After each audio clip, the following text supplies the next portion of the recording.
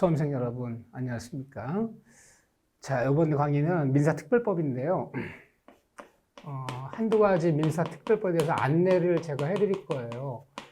민사특별법은 총 출제 비중이 6문제예요. 딱 고정이 되어 있어요.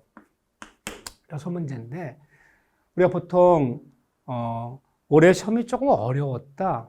올해 시험이 조금 무난했다. 올해 시험이 좀 쉬웠다. 어디 갖고 얘기하는 거냐? 여기 갖고 얘기하는 거예요. 이 사람들이 특별법은 법이 5개예요.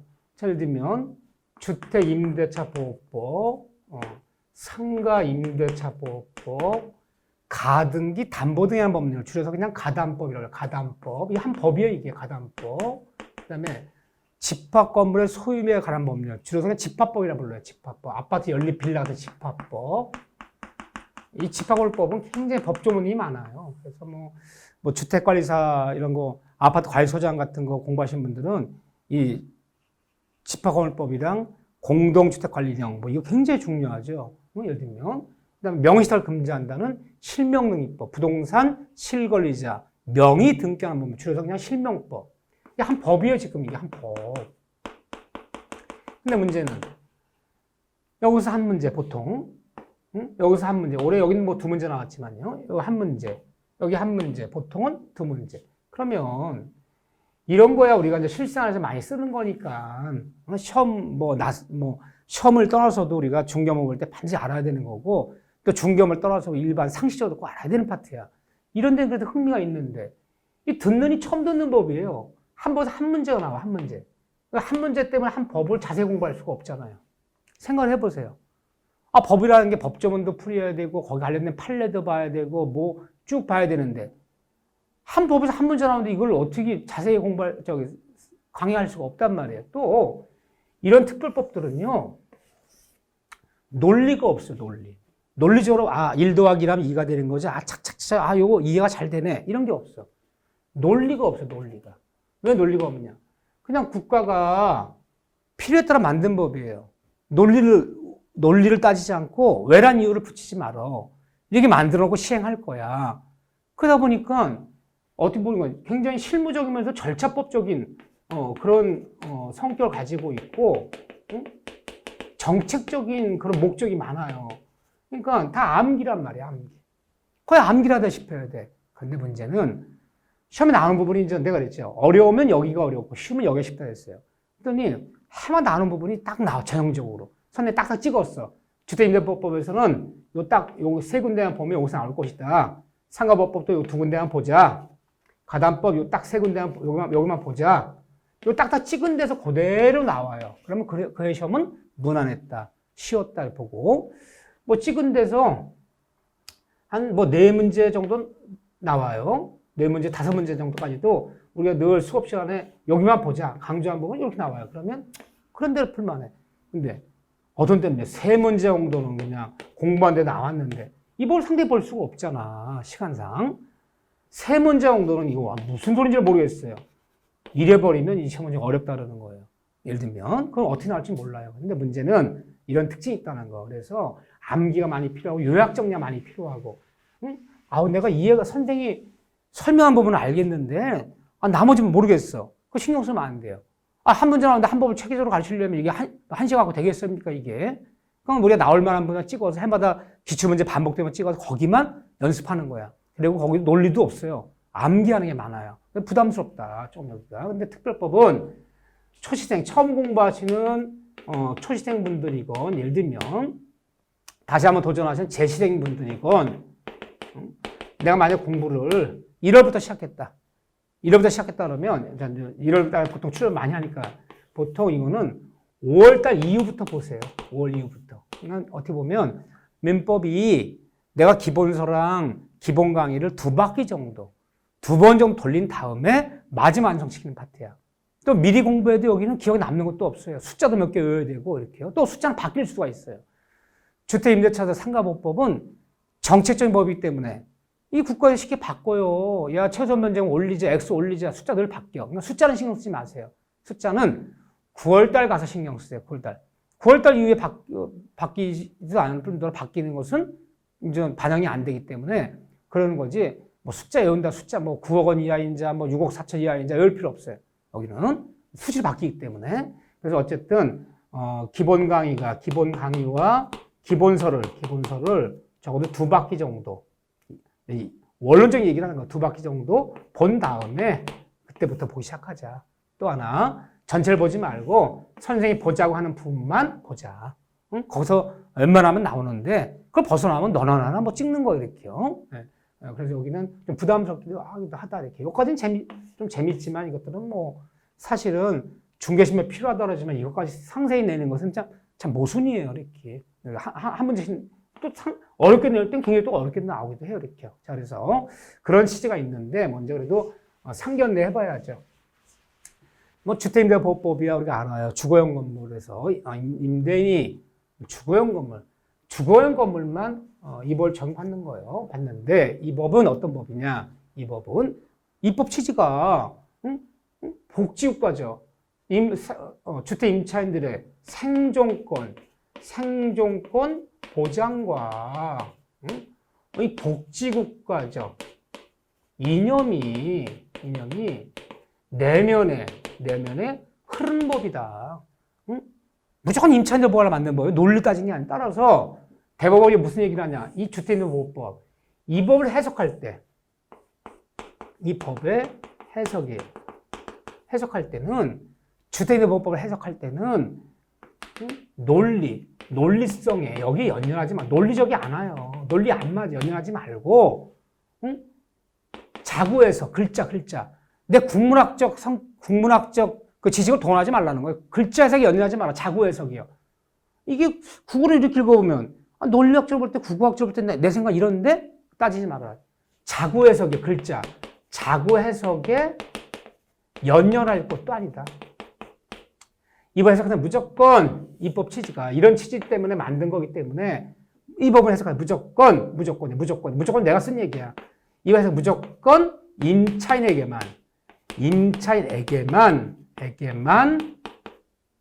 유리하게 해석해라. 대법원이 이렇게 얘기하고 있어. 논리성도 연연하지 말고 글자 해석에도 연연하지 말고 잘 모를 때는 무조건 임차인에게만 유리하게 해석해라. 이런 법을 무슨 법이라 부르냐. 이런 특별법을 이렇게 얘기해요. 주택임대보호법이건 좀 이따 본 상가임대차보호법이건 이런 특별법들은 편면적 이렇게 표현해요. 이 법들의 성격 이 특별법 편면적 강행 규정이다라는 표현을 써요. 이 법은 편면적 강행 규정이다. 줄여서 주임법, 상가임대법, 상임법 이렇게 불러요. 상가보호법, 상임법, 주택임대보호법, 주임법을 부르는데 이 법의 성격은 이거다. 즉, 이 말의 반대말이 뭐냐?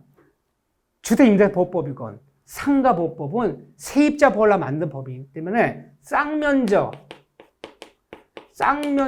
강행 규정이 아니다. 쌍방한테 강행 규정이 아니다. 한쪽 사람한테만 강행 규정이라는 거야.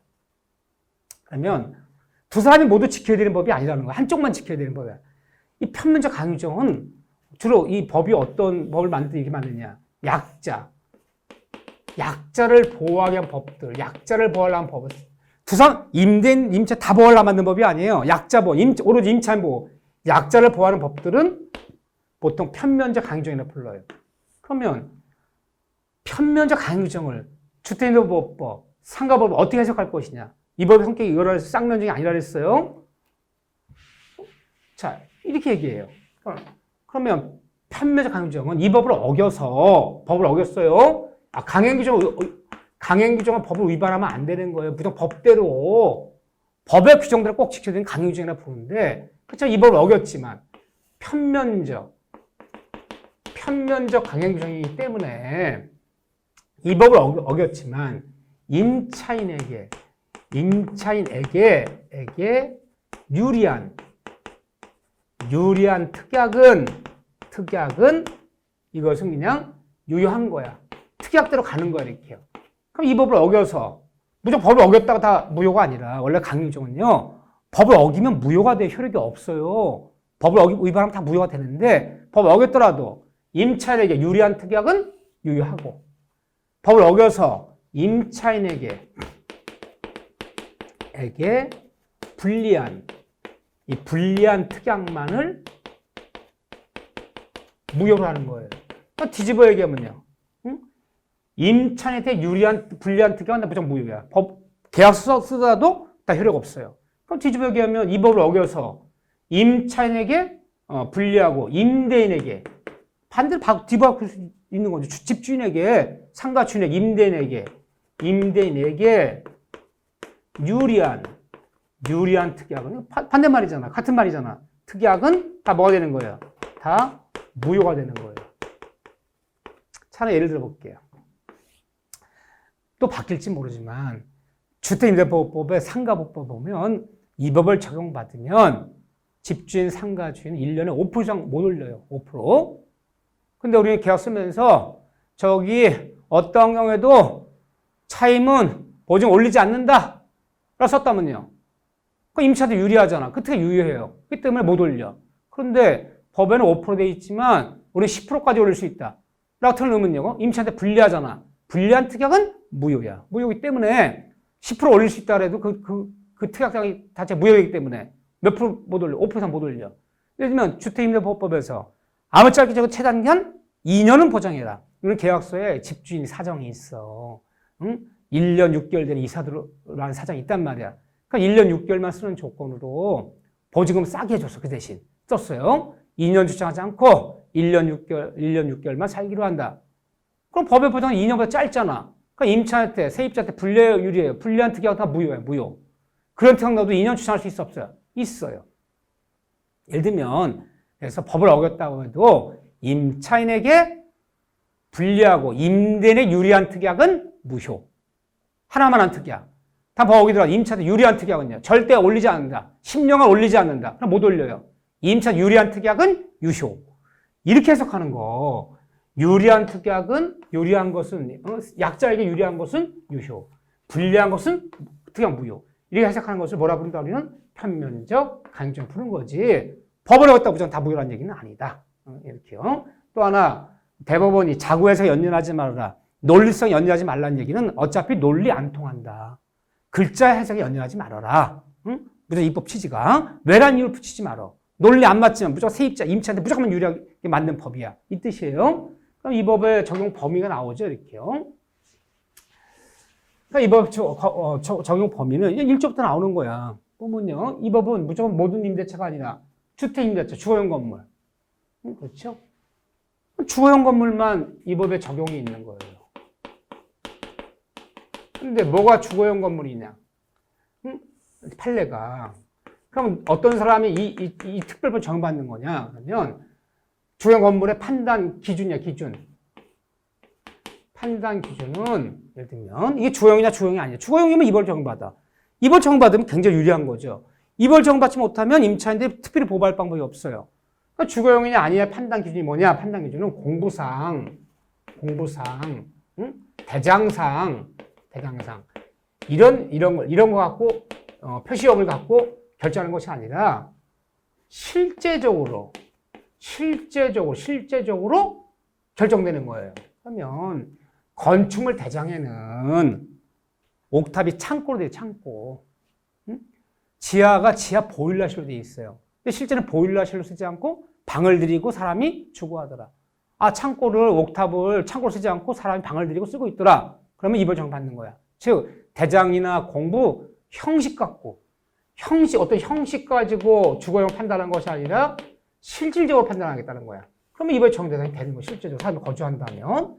또 판단 시점이야. 주거용인지 아닌지 판단 시점은 어디냐. 시점은 항상 계약 당시가 기준이에요. 계약 당시. 대원칙 당시가. 이때 기준 삼는 것이지 현 시점. 문제가 된 현 시점을 기준 삼는 건 아니에요.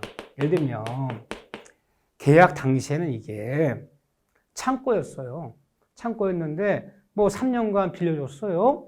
근데 이 사람이 창고를 빌린 사람이 너무 생활이 어려졌는지 창고 한 부분을 방을 들이고 주방을 살짝 꾸며서 아주 거주하고 있어. 하지만 계약 당시에는 주거용이 아니었잖아요. 그럼 이번 정대상이 아닌 거야. 현재 시점된 것이 아니라 주거용이 아니냐 어디 시점? 계약 당시가 기준이다. 원칙은 또 공부 이런 걸 표시한 것이 아니라 실제적으로 판단하는 거다. 한다는 거. 형식 같은 판단하는 게 아니라 대장 갖고 공부가 판단하는 게 아니라는 거. 응? 계약당의 기준이다. 또 하나, 그러면 이 두 가지만 갖추면 다 이벌 적용받는 거야, 주거용이면. 그런데 주형 건물에 들어 이벌 적용받는 경우는 어떤 경우냐? 누가 이벌 적용이 있느냐? 간단하게 한번 보는 거예요. 그냥 이거 기본이니까 이런 거 좀 보고 하는 거예요. 응? 일단 실제적으로 판단하고. 그렇지만 만약에 주거 겸용일 때 어때요? 주거 겸용. 겸용일 때는 이벌 적용받는 것이냐? 해보세요. 처음부터 여기에 이제 동네에 있는 세탁소인데 처음부터 건물에 뒤에 방을 들이고 부엌이 있어요. 거기서 생활하면서 장사하는 거예요. 슈퍼인데 옛날 낡은 건물인데 뒤에 방이 하나 있고 또 부엌이 간단히 있어요. 주거 겸용이야. 주거 겸용 사무실, 주거 겸용 모두 이벌 적용 받는 거예요. 겸용도 받아요. 다만 받는데 주된 목적이 뭐냐가 중요한 거야. 주된 목적이. 우리 오피스텔 같은 거 막 이렇게 번화가에 전철역 오피스텔 같은 거는 사람이 살지만 목적 주된 용도가 사무실이잖아요. 주종을 따져야 되는 거야. 주종을 따지면 어쨌든 주종을 따져서 주된 목적이 주된 목적이 주거용 겸용도 어쨌든 적용이 있다. 일단은 두 번째 이 법은 사람을 따지면요. 사람을 따지면 우리 같은 자연인, 우리 같은 인간을 자연인이라 부르는 법학용어로 우리 같은 사람의 사람 이 자연인만 적용이 있는 것이지 이 법은 주거용 건물이죠. 법인은 적용이 없는 게 원칙이에요. 우리 자연인만 적용이 있는 거예요. 예를 들면 조그만 어디서 그 미혼 그 사원들 뭐로 쓰려고 아파트 하나를 전세로 얻어갖고 3명이 거주해요. 거기 계약서에는 법인 누가 임차인이에요? 법인이 임차인이에요. 예를 들면 그러면 뭐 전입신고해놓고 뭐 확정자 받아도 이벌 적용이 없어요. 자연인이 하는 것이 원칙이다. 법인은 이벌 적용 대상이 아니다. 원칙은. 그런데 이 법인 중에서도 다만 예외 있어요. 일반적으로 법인 적용 대상 아닌데 이 중소기업법이라는 특별법이 있어. 이 중소기업법에 등록된 중소기업이 사람들 뭐 기숙사 하기 위해서 총각 숙소 삼기 위해서 빌라 하나를 빌렸더라. 아파트 한 채 빌렸더라. 이 등록된 이 중소기업은 이번에 적용 받아요. 그러면 이 임차인이 그 계약 명의가 회사 명의더라도 이 중소기업에 등록된 중소기업은 뭐 확정일자 받아놨다. 그럼 경매 당하면 경락대 배당받는 우선 변제권. 뭐 또 그 사원들이 전입신고했던 대항력 이런 거 다 적용 받아요. 예외 있어요. 이거 하나 예외. 또 하나 예외는 우리가 이제 LH공사, 토지주택공사, 서울도시공사, SH공사 이런 데서 어떤 데는 뭐 미분양된 빌라라든가 뭐 이런 것들을 통으로 이렇게 좀 뭐 20억에 이렇게 살 수도 있어. 또 임대할 수도 있어. 그래서 생활이 어려운 분들한테 싸게 이렇게 좀 이렇게 임대 주는 경우가 있어. 응? 주거생 안정 때문에. 그럼 주택공사가 또는 서울시 도시개발공사가 그 건물을 매입한 게 아니라 뭐 20억, 30억 얻었더라 통으로 확정일자 받아놓고 뭐 한 달에 이별 적용 받아요. 그래서 여기는 예외야. 이런 데서는 이별 적용을 받는다. 하지만 이런 거 제한 나머지 법인은 원칙 적용 대상이 아니다. 자연이라면 우리 같은 내국인만 적용받는 건 아니에요. 우리 같은 그 한국 사람을 내국인이라 불러요. 내국인이 아니라 외국인이요. 외국인도 이별 적용을 받아요. 그래서 뭐 필리핀 사람이 뭐 방글라데시 사람이 한국에 이리 와서 뭐 월세방 하나 얻고 전세방 얻었다면 외국인도 이법에 따라 보호 받는다. 정대에서 된다는 얘기를 하는 거예요. 하지만 이 법은 무국적자들은 이 법에 적용이 없어요. 외국인이라도 이 법에 적용이 없어요. 우리 내국인은 뭐가 특정이 되나요? 전입신고하면 주민등록이 딱 특정되잖아. 전입신고하면 주민등록이 나오잖아요. 전입신고하면. 외국인요. 이 출입국관리법에서 외국인 등록 번호라는 게 있어. 딱 사람이 특정되지만. 우리 내국인은 뭐 하면? 전입신고하면. 외국인은 출입관리법 따라 외국인 등록번호가 딱 특정이 되기 때문에 사람이 특정되지만, 무국적자는 아무것도 없잖아요. 사람이 누군지 특정이 안 되잖아. 그 무국적자는 가리봉구에 방 하나 얻었더라. 이 법 적용받을 수가 없어요. 또 하나, 세 번째는 이 법은 사용대차는 적용이 없어요. 사용대차에는 이 특별 적용 못 받아요. 주택을 빌리더라도 공짜로 빌려 쓰는 거. 예를 들면 동네 할머니가 오갈 데가 없으시대요. 그래서 내가 마침 지하실에 남는 방이 하나 있어서 할머니, 그러면 무상으로 여기 그냥 사세요. 이렇게 했어요. 근데 한 1년쯤 지나서 내가 망했어요. 그래갖고 거기다 창고를 써야 될 일이 생긴 거야. 할머니, 어떡하죠? 제가 이러이러 사정 때문에 이 지하실 방을 창고로 써야 됩니다. 딴 데 좀 이렇게 알아봐 드리겠습니다. 아니, 젊은 사람이 법도 모르나? 아, 최단계 2년. 아, 2년은 보장해 줘야지. 그거는 유상일 때만, 임대차 유상일 때만 적용이 있지. 공짜로 빌려줄 때는 이번에 적용이 없어요. 적용이 없다라는 거 이렇게요. 그 다음에 누가 봐도 일시사용이 명백한 주거이더라도 임대차에는 이 법에 적용이 없는 거예요. 임대차는. 자, 예를 들면 우리가 펜션 임대하는 거 뭐 3개월 임대할 수도 있어요. 예를 들면 그 주거용이야 펜션. 예를 들면 콘도 같은 거요. 또는 누가 봐도 옆집이 집을 때려부시 짓는데 뭐 한 공사기간 3, 4개월 걸린다는 거야. 그 때려부시고 새로 집 질 때까지 우리 옆집 우리가 또 친하게 지냈거든요. 방 하나 임대 줬어. 계약서는 썼지 물론. 응? 그 6개월간 임대 줬어요. 그건 누가 봐도 일상이 명백하잖아. 그때는 이 법 적용해서 뭐 최단계 2년 주장하고 막 그러면 안 되는 거야. 이상 명백한 임대차는 주거용에도 이 법 적용이 없다. 이런 것들 재미 삼아서 그렇지만 이런 게 다 시험에 나올 수 있단 말이에요.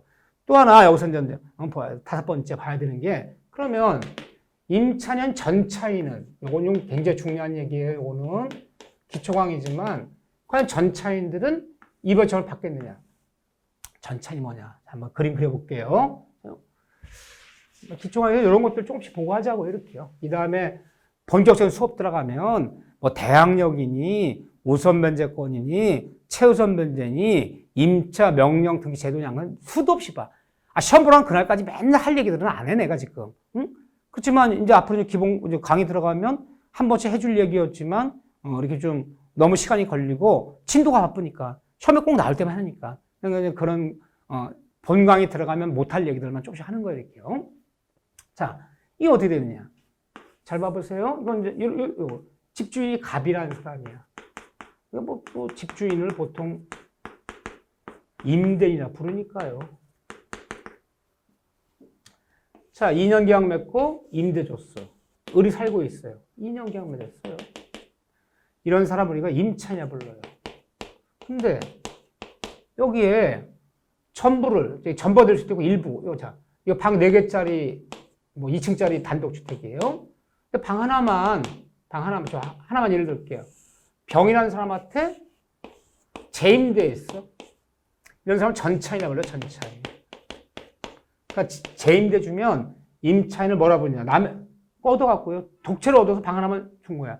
이런 사람은 전대인이라고 불러요. 전대인. 이럴 수도 있고 이 전부를 줄 수도 있어요. 전부를. 사정이 있어요. 2년 계약 맺었는데 딱 1개월 살았는데 부산 발령 난 거야. 근데 부산은 사택이 있어요. 근데 뭐 계속 부산에 가족이 안 살 수가 없어서 집주인 얘기했어요. 내가 보증금은 2년 뒤에 빼달라 그럴 테니까 사정이 되니까 내가 다른 사람 재임대 놓겠다. 좀 동의 좀 해주셔. 전부를 줄 수도 있어. 전부를. 방 하나만 일부를 줄 수도 있고. 응? 정확히 이런 사람을 우리가 전차인이라 불러요. 그러면 전대 주면 임차를 전대인이라 불러요. 이 사람이 전차인이 방 하나만 들어왔던 전부를 뭐 이 방 전부를 전대했던 그 회사도 절신고했어. 플러스 확정일자 같은 거 다 받아놨어. 집주인 망해갖고 경매당한다네. 그랬을 때 이 전차인들이 보호받을 수 있겠느냐. 갖추는 건 다 갖췄어요. 이렇게요. 자, 전차인들은 이번에 따라 보호받는 대상이 되는 거 안 되는 거예요. 될 수도 있고 안 될 수도 있어. 이건 다 갖춘 거야. 갖춘 요건 다 갖췄어요. 이때 집주인이요. 임대인의 동의를 받은 전차인들은 이 법에 따라 보호받아요. 모두 보호받아.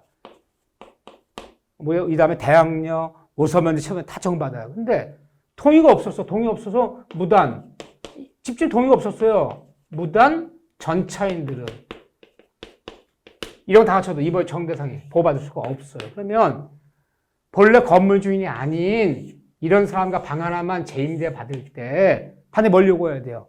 등기부등본 떼어보고 현재 삶 살고 있어. 내가 세입자인데 내 이 독채 2층짜리 건물 전체를 2년 계약 맺고 내가 이렇게 얻었다. 방 하나만 새 놀라러 온다. 그러니까 집주인이 동의서 갖고 오세요. 나중에 집주인이 나 동의해준 적 없다 그러면요. 그러니까 다 날아가는 거야. 아무 정보 없어. 그래서 본래 집주인이 아닌 임차인부터 그건 등기부등본 떼어보면 알아. 응? 건물 집주인이 아닌 사람부터 재임대 받을 때는 집주인의 동의를 받았냔 말이야. 동의서를 첨부해야 돼. 말로 하는 것은 분명히 동의한다고 전화 받았다. 나 전화했지만 동의한다고 말한 적 없다 그러면 증거가 안 남잖아요. 그래서 서면으로 요구하는 게 좋아요. 동의서를 딱 첨부해놔야 돼. 그러면 다 보고받아. 근데 동의가 없었으면요. 이번에 아무것도 보고받을 수가 없어. 동의받은 전차인은 이번에 보고받는다. 동의 못 받은 전차인들은 다 갖춰도 이번에 정부 대상이 될 수가 없다. 이 정도 한번 봐주시고 이 다음에 전 대항력, 우선 변제, 최우선 변제 굉장히 중요한 얘기들을 많이 볼 거예요. 여기서요. 특히나 요즘은 새로 개정되는 부분. 요즘 국가가 바로 정권이 바뀌면서 임대 3법에 문제가 있다. 곧 많이 개정하겠다라고 국토부 장관이 몇 번 얘기하더니 바뀐다 뭘 보완하겠다 말만 하지? 바뀐 게 아무것도 없어요 지금.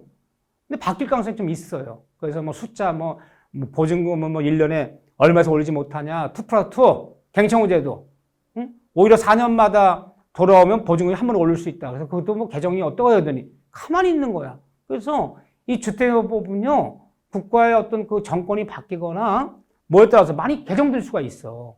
손은 못 대요. 손은 못 대는데 그래서 바뀌지 않는 개념이 있어요. 대항력이 어떻고 이 다음에 경제총리력이요. 대항력 제일 중요해 이게. 우선 변제권이 어떻고 세입자 우선 변제권이 있느냐.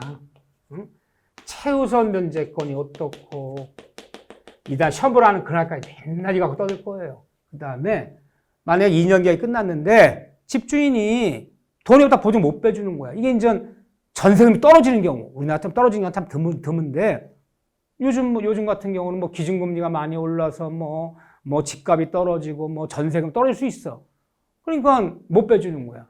새로운 세입자한테 종전 내 세입자 금액만큼 받을 수 있고 더 받으면 빼주는데 못 빼주는 거야. 2년이 끝났는데 그 이사도 못 나가는 거야. 그랬을 때 이사 그대로 나가버리면 이 법 따라 보험 못 받아요. 그때 관할법원에 가서 임차, 명령, 등기제도라는 게 이 명령 등기를 내면 세입자가 집을 비우더라도 이사 나가더라도 2년 전에 갖고 있는 우선 변제권, 2년 전에 권리 그대로 인정해준 제도. 그 임차 등록 중년행위 다 했어요.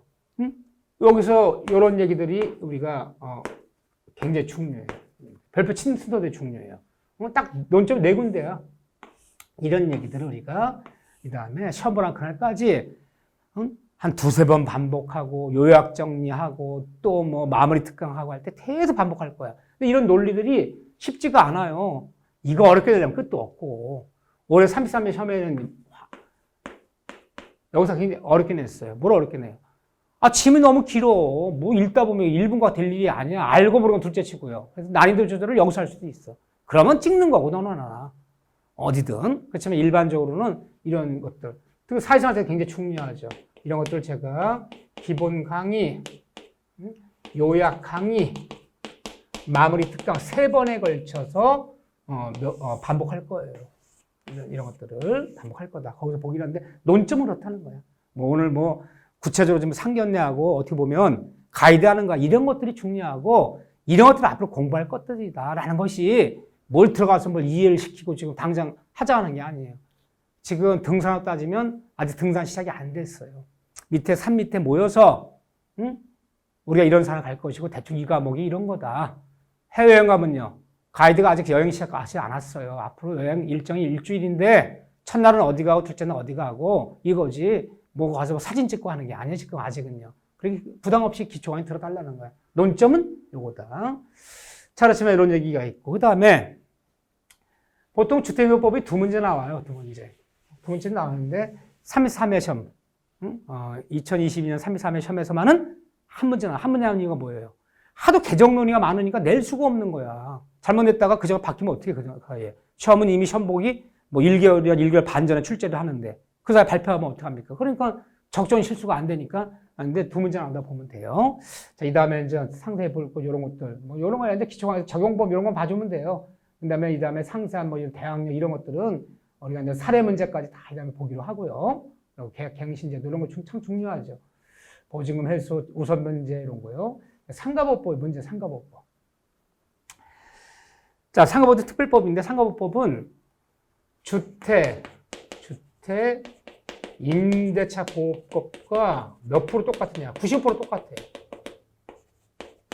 90% 똑같고요. 누가 이 법 적용받을 것이냐? 숫자만 몇 가지 달라요. 그러면 이 상가법법은 또 아직까지는 대원 판례가 거의 없다. 판례가 없으면 내기가 그래요. 왜? 판례 없다는 얘기 뭐 아직까지는 이 상가 임대차 때문에 분쟁이 벌어져서 대법원까지 온 것이 소송이 거의 없다는 거예요. 그러니까 낼 게 없어. 상가법법이 이러다 보면요. 누가 이 법을 적용받아요? 적용범위. 간단하게. 그 다음에 이런 얘기 들었을 거예요. 상가법법 모든 상가임차 최초 계약일로부터 10년까지는 원하기만 하면 상가임차들은 갱신 청구해서 사용할 수 있다. 10년까지 장사할 수 있다. 이제도 굉장히 이거를 굉장히 중요하겠죠. 그 다음에 제일 중요한 건 뭐냐?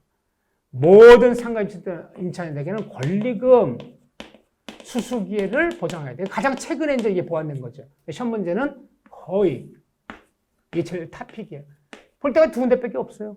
그 상가법법 이다 보면 한 번만 딱 해놓으면 나중에 공부할 때 10분밖에 안 걸려요. 판례가 없기 때문에 뭘 사례 문제를 내고 할 것도 없어요. 이렇게요. 이 두 군데다. 이제 자세히 보기로 할 거. 근데 특히 하이라이트는 이거예요. 권리금 수수기에. 근데 왜 90% 똑같으냐? 여기 쓰는 용어들이 있어요.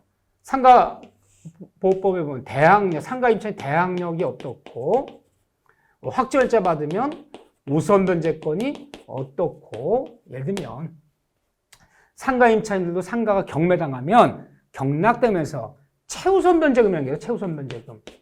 최우선 변제 받을 수 있는 게 어떻고, 상가 임대기에 끝났는데 상가 주인이 보증 안 빼주면 상가 소재지 관할법원에 가서 임차, 명령, 등기 명령 제도가 어떻고 다 똑같아요. 어디서 받은 거예요? 주택임대차 배운 거 그대로 갖고 가, 그대로. 이런 것들은 주택임대차 상가에서 안 묻는단 말이야. 여기서 물어버려서 주택에서 묻는단 말이야. 그러니까 주택이 없는 거만 이런 거. 갱신청구제도, 권리금 수수기. 이 두 군데가 번거하면 시험 문제 나오는 거예요, 이렇게요. 딱 정해져 있다 그러는데, 그래도 한두 가지 볼게요, 이 법은. 첫째, 누가 이 법을 적용받을 것이냐? 그러면 이 법은요, 상가보호법은요, 상가, 사무실, 무슨 뭐 점포, 임대차를 다 적용받아요. 이 법을 적용받는데, 다만, 이 중에서, 이 법을 적용받아야 특별법을, 공장 상가 아니에요? 공장. 무슨 창고, 요즘 뭐 물류 때문에 창고도 많이 얻어요. 창고 임대차. 이런 것들은 이 법의 적용 대상이 아니에요. 이것만 적용 대상이 이거만. 근데 이것도 누가 이 법을 적용받을 것이냐? 누가 이 법을? 역시 마찬가지야. 상가보호법은 우리 같은 자연인, 우리 같은 인간, 자연인뿐이 아니라 법인도 이 법의 보호 대상이 돼요.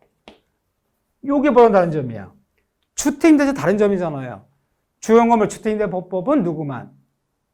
우리가 자연인만 그 법을 적용받지, 법인은 중소기업법, SH공사, LH공사 같은 이런 공공기관 말고는 그 법을 적용받지 못해요. 근데 상가법법은요. 이런 거는 법인도 많이 얻잖아요. 법인도 적용 대상이 된다는 거. 요게 이제 주택이랑 다른 점이에요. 첫째. 두 번째는 모든 상가임차인이 이 법을 적용받는 게 아니야. 상가임차인도 그냥 보증금 액수가, 이 보증금 액수에는 뭐가 들어가냐? 보증금 플러스 월세 곱하기 100을 하는 거야, 100. 이게 보증금 포함시키는 거야. 그럼 만약에 보증금이 3억에 월세가 300만 원 내는 상가임차인들아, 이거 월세예요? 곱하기 얼마라는 거야? 100을 해버리면 이게 얼마 되는 거예요? 이게 3억이 되는 거야. 그러면 이 사람은 6억짜리 상가임차인이 되는 거예요. 그래서 보증금을 계산할 때 월세에다 곱하기 얼마나 하자? 100을 하자. 그래서 보증금에 포함시켜버려요. 그런데 이걸 해서, 이렇게 계산하는 거 이렇게. 이걸 해서 보증 횟수가 대통령이 정하는 일정 금액 이하인 자만 이벌 적용받는 거야.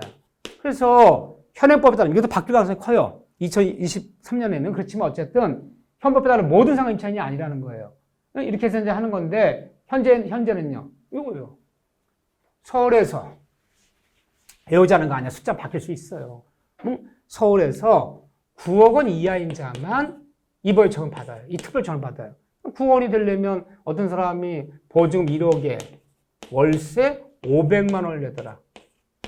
그럼 얘는 곱하기 100을 하면 얼마예요? 100을 하면 이거 5억이잖아요. 그럼 1억, 6억이네. 이벌 적용 받네요. 이렇게 계산해서 9억 이하인 자만. 뭐 대부분 받겠죠. 이렇게요. 과밀 억제권역에서는 6억 4천 이하인 자만. 이게 이제 과밀 억제권역이 보통 수도권 얘기하죠. 과밀 억제권역에서 광역시, 각급 광역시는 5억 9천 이하인 자만. 기타 지역은 3억 7천 이하인 자만 이걸 적용받는다. 보증금 액수를 놓고 따지는 건 무조건 다 적용받는 거 아니에요. 그래서 일정 금액 이하인 자만 이 법을 적용받아요. 모든 상황, 주택은 안 그래. 주택은 보증 액수에 관계가 없어. 모든 주택 임차인들의 액수 100억이든 뭐 압구정동에 뭐 어디에 뭐 10억, 20억이든 절신과 확정일자 받으면 다 되는 거랬게요. 그렇죠? 이렇게 적용받는다. 그런데 이 다음에 상대가 보기로 하고 모든 상황 임차인이 아니다. 대형 임차인이 이 법의 적용대상이 아니다. 특별 적용대상이 아니라는 거. 그런데 주택 임대차건 하나만 더 얘기할 거예요. 상가 임대차건 요건이 있잖아요. 주거용 건물. 주거용 건물이라면 자연인이라면 액수와 관계없이 다 이걸 적용받는 거고 상가 임대차는 뭐 상가 점포라면 자연인이건 법인이건 9억 원, 6억 4천, 5억 9천 이하라면 다 이걸 적용받는 거예요. 그런데 이 법에 따라 상가 임차인이 주택 임차인이 상가 임차인 이 법에 따라 특별히 보호받으려면 이 법을 적용받으려면 이 법을 적용받아서 보호받으려면 둘 다 뭐를 갖춰야 된다. 상가 임차 주택 임차인인 건 둘 다 대항 요건은 구비될 거. 이게 구비됐을 때 이걸 적용받는 거지.